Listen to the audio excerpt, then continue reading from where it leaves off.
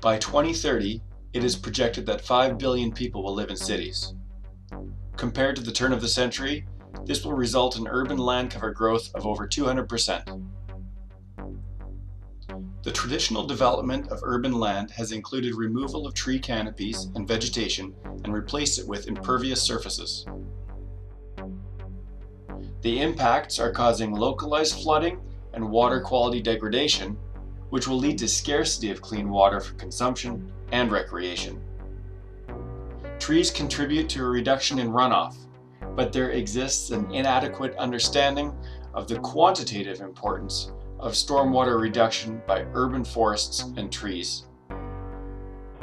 Well, I'm really interested in how we can bring together a lot of different sensing technologies to understand the way water flows within urban environments, because that's critical for our ability to manage those environments at spatial scales relevant to sewer systems or other civil projects, or the protection of residential areas. We have so much interesting technology for real-time adaptive management, but we don't have necessarily the data collection or the modeling capacity to do predictive control of these systems.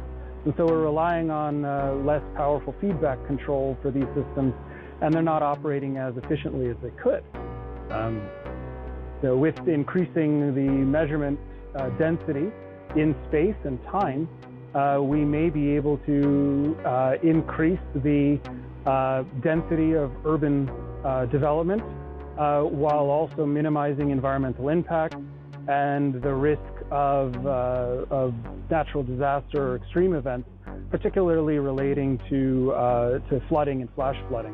My name is Daryl Carlisle Moses. I'm an associate professor in the Department of Geography and Environmental Studies.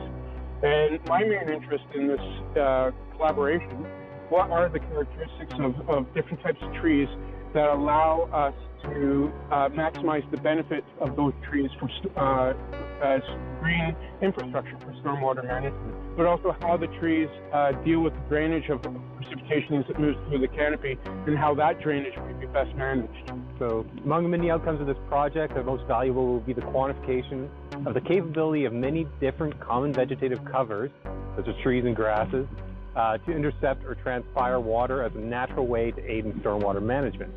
It will also serve as a demonstration of a green infrastructure project whose efficacy and health is affordably monitored in real time.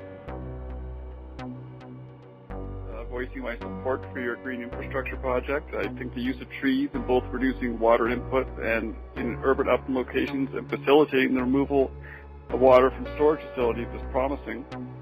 In addition, treed water retention facilities may provide additional benefits, such as locations for wildlife to reside.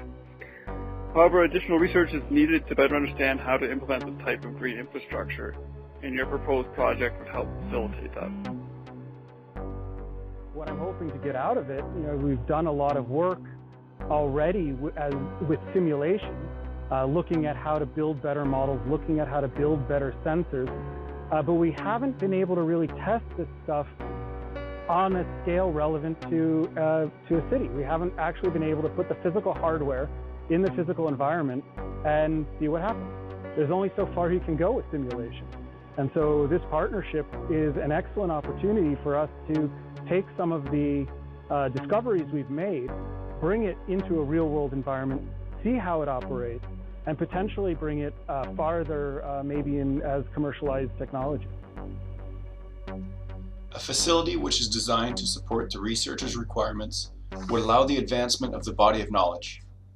This submission proposes WSP's production of a feasibility study which would analyze potential research site options. First, identifying the specific gaps there are in the body of knowledge. The study would be used to define the features required to advance that research. It could provide policymakers with the tools they need to make decisions that will effectively promote trees as a component of the green infrastructure stormwater treatment network.